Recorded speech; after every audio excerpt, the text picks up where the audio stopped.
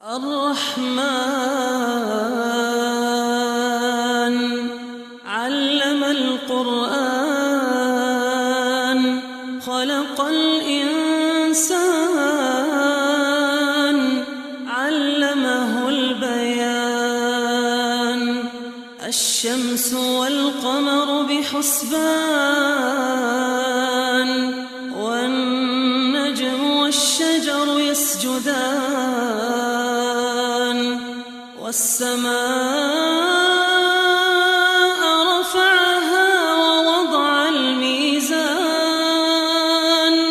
ألا تطغوا في الميزان وأقيموا الوزن بالقسط ولا تخسروا الميزان والأرض وضعها للأنام فيها فاكهة والنخل ذات الأكمام والحب ذو العصف والريحان فبأي آلاء ربكما تكذبان خلق الإنسان من صلصال كالفخار وخلق الجان من مارج من نار فبأي آلاء ربكما تكذبان رب المشرقين ورب المغربين فبأي آلاء ربكما تكذبان مرج البحرين يلتقيان بينهما برزخ لا يبغيان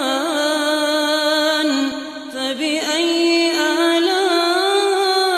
آلاء ربكما تكذبان يخرج منهما اللؤلؤ والمرجان فبأي آلاء ربكما تكذبان وله الجوار المنشآت في البحر كالأعلام فبأي آلاء ربكما تكذبان كل من عليها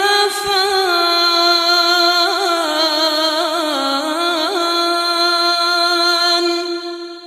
كل من عليها فان ويبقى وجه ربك ذو الجلال والإكرام فبأي آلاء ربكما تكذبان يسأله من في السماوات والأرض كل يوم هو في شأن فبأي آلاء